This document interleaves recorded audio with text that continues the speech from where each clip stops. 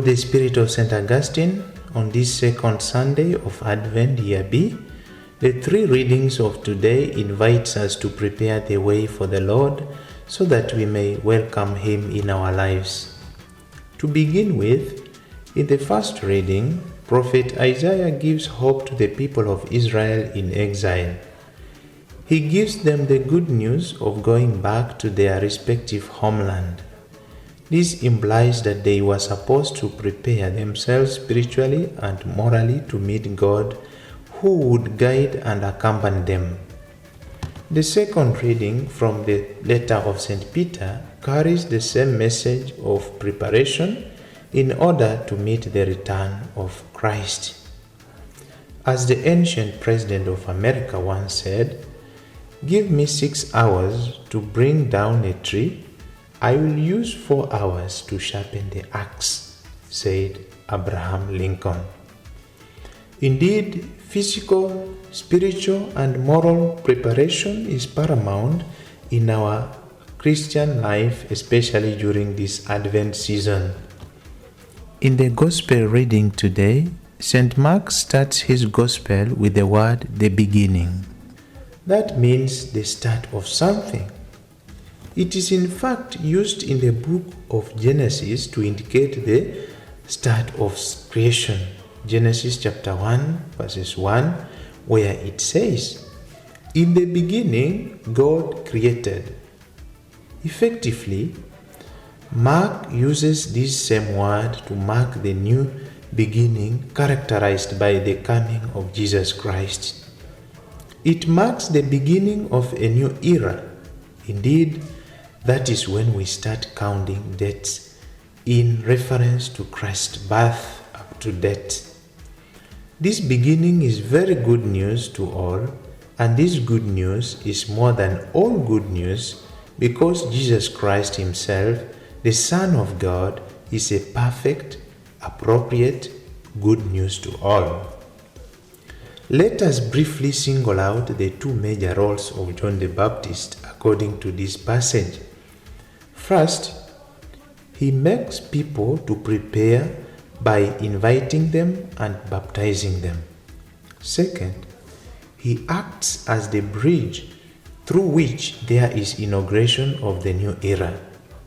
On the other hand, John the Baptist lives in the desert and ministers from the desert. John, as a prophet, is likened to Elijah because he feeds on the locusts and wild honey that is found in the desert. However, his manner of dressing makes him more likely to resemble Prophet Elijah. Here, the desert is more than just a geographical feature. First, the desert is the place where the people of Israel crossed to enter into the promised land. Secondly, alongside being a place of temptation, the desert marks the place of beginnings in reference to our salvation. For example, John was baptizing people in River Jordan. In fact, we can say that those who were baptized marked their new beginnings in life. It is applicable in the same way that the sacrament of baptism gives new life to the person baptized. Another important image used to invite us to prepare is the usage of the way. Both Prophet Isaiah in the first reading and John the Baptist invites us to prepare the way for the Lord and to fill the valleys in our lives in order to welcome Him worthily. According to traditions, before a king would visit a city, there was some major preparations done, particularly concerning the potholes on the road. And that is where we get this image of the way. Through these Sunday's readings, we are called to prepare ourselves spiritually and morally in the following 3 ways. First, humility.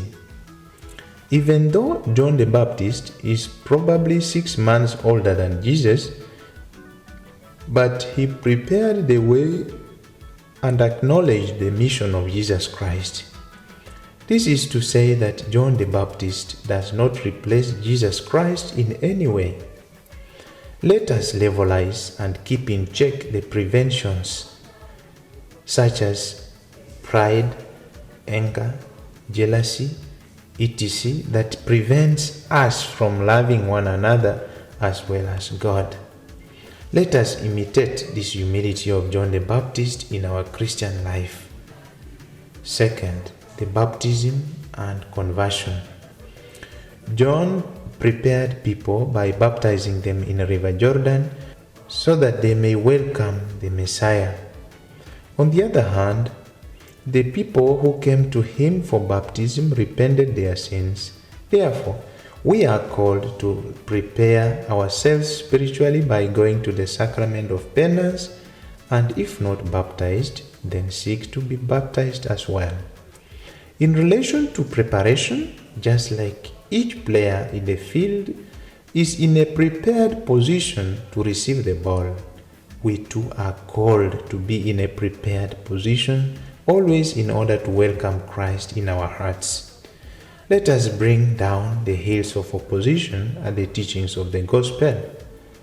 Let us levelize the hills of spiritual laziness and refill these valleys or emptiness with the grace, love, and mercy of God in our lives. Finally, the third way to prepare ourselves is to learn from our life experiences.